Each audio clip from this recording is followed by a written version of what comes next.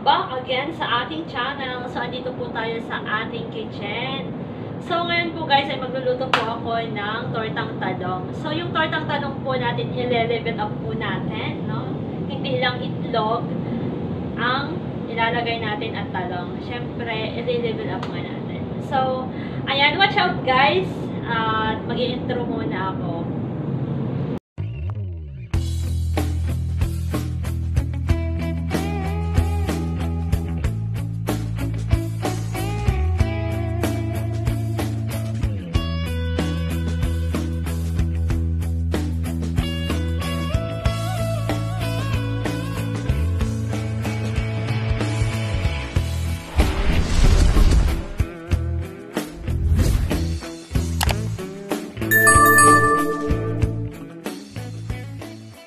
So, ayan nga po yung ating tortang talong na nalulutuin. Excuse me. Yung top. So, ayan. Actually, napag-isipan ko na videohin to at i-level up tong tortang talong nung pinabalatan ko na siya. So, actually, kinan ko na siya, niluto ko na siya. Tapos, ayan, binabalatan ko nga. So, naisip ko lang na videohin or i-share itong video na to. So, actually guys, I never try na i-level up tong tortang talong kasi paborito ko talaga yung tortang talong. Yung itlog, at ito yung itlog natin, siyempre nakuha ko na. Nalagyan ko na yan ng asin at saka paminta lang yung nilalagay ko dyan guys. Tapos, itong nag-iisang itong talong na to. So, magiging torta to. Tapos, may ilalagay ako dyan, guys. Kasi sabi ko nga, level up. So, ayan. So, syempre siguraduhin naman natin na walang matitirang mga balat ng talong. Ayan. So, done na. O, laki na.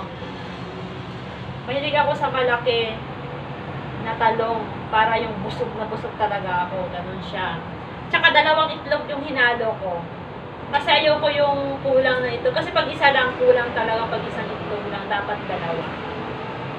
So, ayan nga guys, lalagyan ko siya ng isang kamatis, at kukuha lang ako dito ng ilalagay ko. Ito guys ay yung ating spring onion. So, kukuha lang ako ng dalawa. Ayan, okay na yan, masyado na yung madami. Tapos,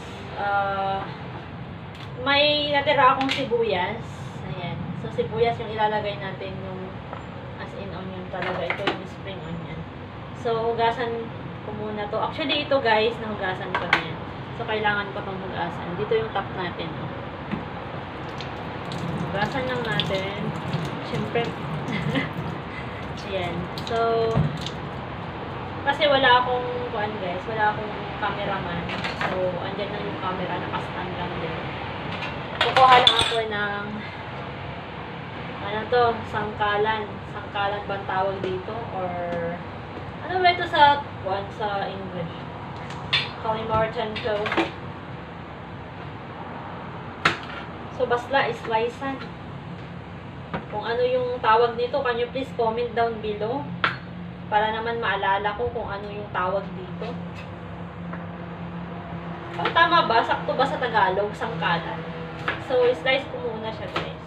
So, ayan, yung kamatis na yung slice natin kasi slice ko na yung spring onion. So, ayun nga, guys, na-slice ko na siya. Ayan na. So, ngayon, guys, kailangan natin ng oil at kailangan natin ng syempre, yung ating paglulutuan. So, halina kayo, guys, at magluluto na tayo. So, ayan na nga guys, na-prepare ko na lahat at i-on na natin yung ating stove. Ayan. So, sabi ko kanina, kailangan natin ng oil, yung ingredients natin. Introduce ko muna yung ingredients, baka hindi nila alam. Simple lang yung ating ingredients guys. Diba dati, yung niluluto natin na tortang talong, ay yung talong lang at saka yung itlog. Ayan. Tsaka, actually guys, sinabi ko kaninang asin at saka paminta lang yung nilalagay ko kasi hindi po ako nagbibitchen. So, kung kayo gusto nyo mag-bitchen, depende na lang sa inyo, no? Tapos, ako kasi sometimes nilalagyan ko na lang ng sugar para may konting sweet. And, dagdagan nyo na rin ng sugar kung gusto nyo, guys. Kasi mamaya dadagdagan ko talaga yun ng sugar. And, yung ating spring onion, yung tomato, at saka yung ating onion talaga. Mas madaming onion, mas masarap. Ayan. So, ayan nga, guys. Ito na yung ating sugar. At saka kukuha lang ako ng konti. Konti lang. Lagay lang natin siya sa itlog. Tapos, mamaya, lagyan ko din mamaya yung ating kamatis at saka onion pag niluluto natin. Dapat ma-flat itong ating talong, guys, ha. Ayan, dapat ganyan. Lutuin na natin yung ating kamatis at saka onion. So ayan, guys, unahin na natin yung ating onion. Uy, may nasagol na kamatis. Kahit na diretso ng dalawa, pwede rin. Kasi maluluto lang din naman silang dalawa dyan.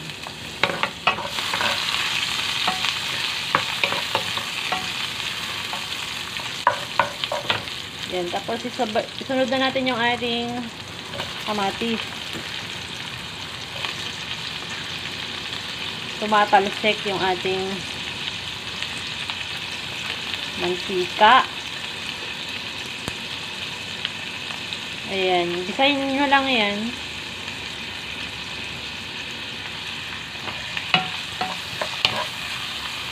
Tapos, tanggalin nyo lang ito mamaya. Kasi mas maganda naman na maluto siya. Tapos, itap lang natin siya mamaya sa ating talong.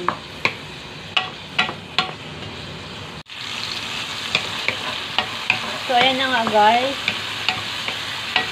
Lagyan lang natin siya ng konting asin. Kasi yung itlog, meron na siyang saktong timpla. Kaya lalagyan ko lang yan ng asin at saka paminta. And yung ating sugar din. Lagyan din natin yan siya ng sugar. Ayan. Tapos yung ating paminta.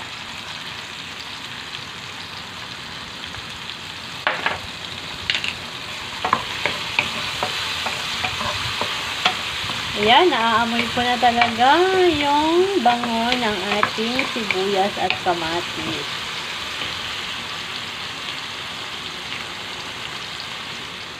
So guys, ito nga pala, tanggalin ko lang yung ating guys, i-separate lang natin yung mga dahon at saka yung kalahati nito ilalagay ko dyan sa ating, ayan, ilalagay natin siya sa ating niluluto. Ayan. Kasi itong white, pwede naman yan siyang iluto pa. Kasi yung green na talaga, pwede lang yan i-toppings naman. Na kahit na hindi na siya maluto. Ganun.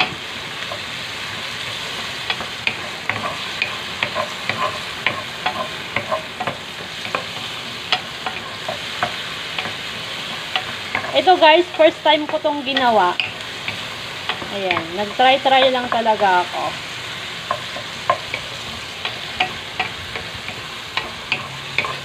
Ayan, try nyo din guys, mag-try din kayo ng panibagong panlasa ng inyong dila. Ayan. Pwede na yan, tanggalin ko muna yan dyan. Lagay ko sa plato tapos lutuin natin yung ating talong. Transfer ko lang siya. Painaan lang natin yung ating pan. Or kaya patayin nyo muna kung gusto nyo. Pero saglit lang naman yun.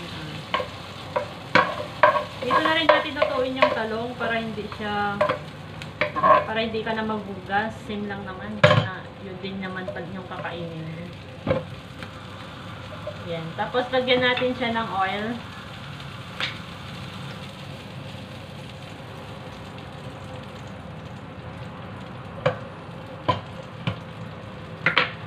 And kaya lang ilalapit ko kayo. Ayan. Tapos, ilagay natin yung ating talong dyan. Siyempre, ilagay muna natin siya sa ating itlog. Ayan, lagay natin sa ating itlog. Tapos, ganyan lang.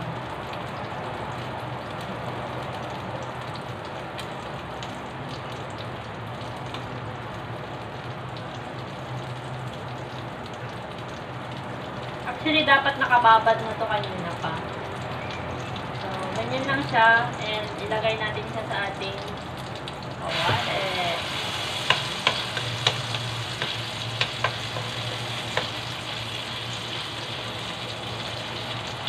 Ayan. And, ilagay na din natin yung ating itlog.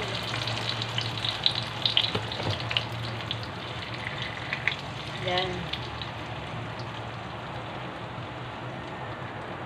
Dami niyang paminta, ha. Ayan. Lagay natin dyan. Ayan.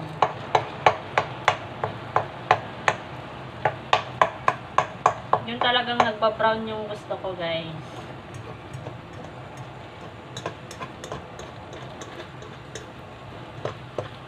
Ayan. Masarap ba? Ang sarap na. Naaamoy ko. Sigurado, pag kayo nagluluto, matatakam na kayo talaga. Ayan. Tapos,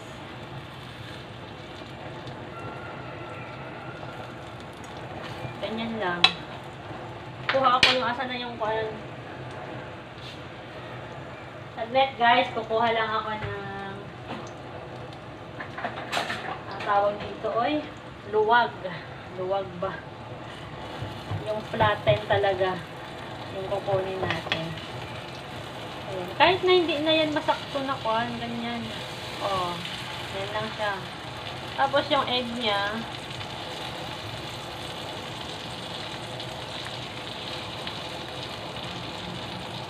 Hindi siya nabaliktad kanina eh. Or hindi siya naluto sa kabila.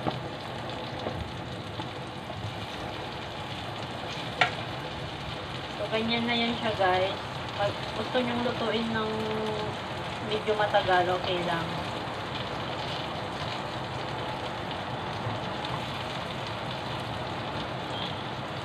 Ayan.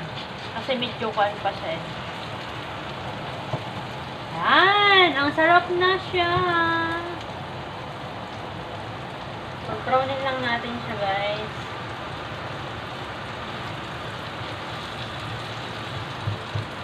Mas gusto ko medyo brown siya, yung medyo brown na talaga siya as in.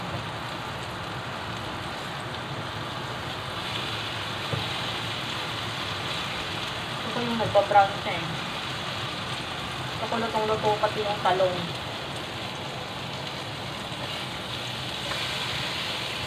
Yan.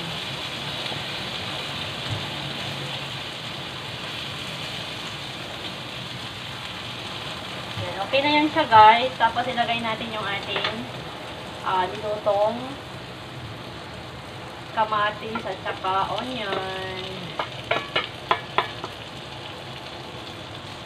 Ayan. Ang sarap na siyang tingnan. Ayan. Medyo pahabain muna natin yung ating pagluluto. Ayan.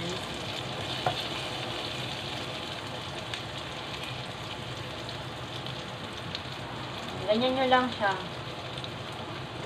Makikita nyo mamaya yung kagandahan niya. Ayan. Kalat lang natin. Tapos, hintayin lang natin yung maluto.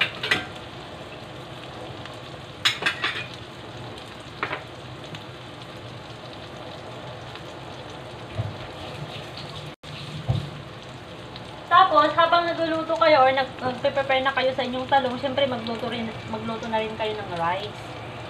Para pag maluto unahin nyo na yung pagluluto ng rice.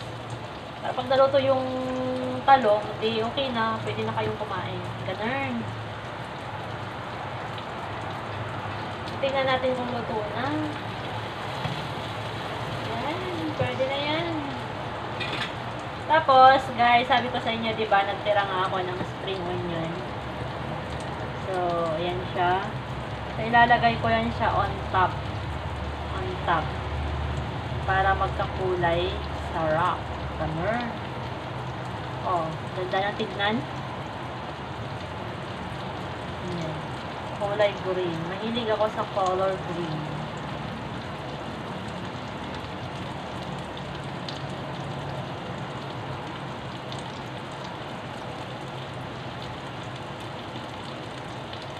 Yan! Ang sarap na siya, guys! Ayan, tikman nyo. Ay, tikman nyo. I-try nyo sa inyong bahay. So, ayan, kakain na po ako ng aking lunch. Tara, samahan nyo ako, guys. So, ayan na nga po yung ating talong. At, yan, syempre mapapakanin talaga tayo dyan. Ang sarap. Yan na po yung ating level up ng ating talong. Try nyo, guys. Tinikman ko na, masarap. So, guys, ayan. Kakain na ako. Ang sarap.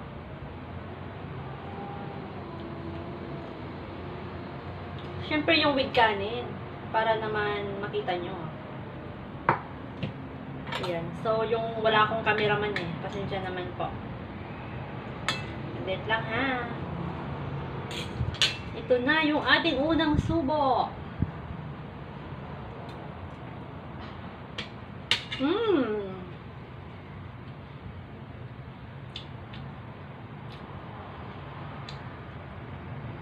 Yummy! So, sa mga nanonood, guys, salamat guys sa inyong panonood at sa pagsama niyo sa akin sa ating pagluto ng level up ng ating tortang talong. So, guys, sa mga hindi pa po nakasubscribe, please subscribe and click the bell button para updated po kayo sa aking mga susunod na video. And sa mga another tips na mapapanood nyo dito sa channel na to. Ayan, maraming salamat guys. Shout out nga pala dyan sa lahat ng team at Team Lovebird especially. And maraming salamat. I love you all.